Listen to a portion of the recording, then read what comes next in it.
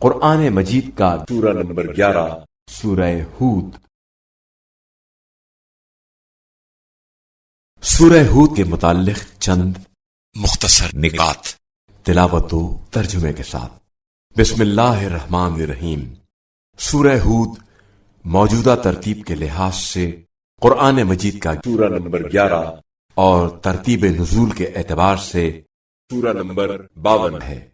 یہ سورہ حضرت ابو طالب علیہ السلام اور حضرت خدیجہ علیہ السلام کی وفات کے بعد مکہ مکرمہ میں نازل ہوا، اس لیے اس سورے میں شروع سے ہی ایسے مضامین ہیں جو رسول خدا صلی اللہ علیہ وآلہ وسلم اور مومنین کی تسلی و دلجوئی کا باعث ہے۔ اس سورے میں چونکہ حضرت ہود علیہ السلام کا تذکرہ ہے، اس لیے اس کو سورہ ہود کہتے ہیں، اور ہود اللہ تعالی کے رسولوں میں سے ایک رسول کا نام ہے۔ روایات کے مطابق آیت نمبر 3 میں صاحب فضل سے مراد حضرت علی علیہ السلام کی ذات مبارک ہیں۔ روایات ائمہ کے مطابق آیت نمبر 17 میں بینہ یعنی اللہ کی نشانی سے مراد حضرت رسول خدا صلی اللہ علیہ وآلہ وسلم ہے، اور شاہد یعنی گواہ سے مراد حضرت علی علیہ السلام ہے۔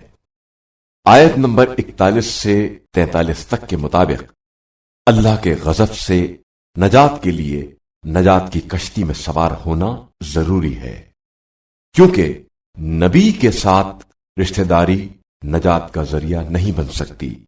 اسی لیے حضرت نوح علیہ السلام کا بیٹا غرق ہوا، کیونکہ وہ نجات کا ذریعہ نبی کے بجائے پہاڑ کو سمجھتا رہا۔ آیت نمبر 71 سے 73 تک میں کئی دیگر انبیاء کے ساتھ حضرت اسحاق کا ذکر ہے، جو کہ حضرت ابراہیم علیہ السلام کے فرزند تھے، اور آپ کی ولادت کی بشارت حضرت ابراہیم کے بڑھاپے میں دی گئی، جبکہ حضرت اسحاق کی والدہ حضرت سارہ بھی بانجھ اور بوڑھی ہو چکی تھی۔ جب حضرت سارہ نے یہ خوشخبری سنی تو تعجب کا اظہار کیا۔ آیت نمبر 80 کی تعویل میں قوت سے امام مہدی علیہ السلام اور رکن شدید سے ان کے 313 انصار کو مراد لیا گیا ہے، جس کا مقصد یہ ہے کہ جناب لوط کی آرزو تھی کہ کاش میرے پاس اس قسم کے انصار ہوتے تو میں ہر قیمت پر معاشرے میں فساد کی روک تھام کر دیتا۔ آیت نمبر 84 سے 95 تک میں حضرت شعیب علیہ السلام اور ان کی قوم کا تذکرہ ہے، جس میں حضرت شعیب علیہ السلام کا قوم کو توحید کی طرف دعوت دینا، ناپ تول میں کمی کرنے سے منع کرنا، قوم کا حضرت شعیب علیہ السلام کا مذاق اڑانا، اور حضرت شعیب علیہ السلام اور ان کی قوم کو نجات اور ظالموں کی ہلاکت کو بیان کیا گیا ہے۔ اور ان آیات میں اہم بات یہ بیان ہوئی ہے کہ جو شخص حق کی طرف دعوت دینے والا ہو، اس کے لیے ضروری ہے کہ اس پر پہلے خود عمل کرے۔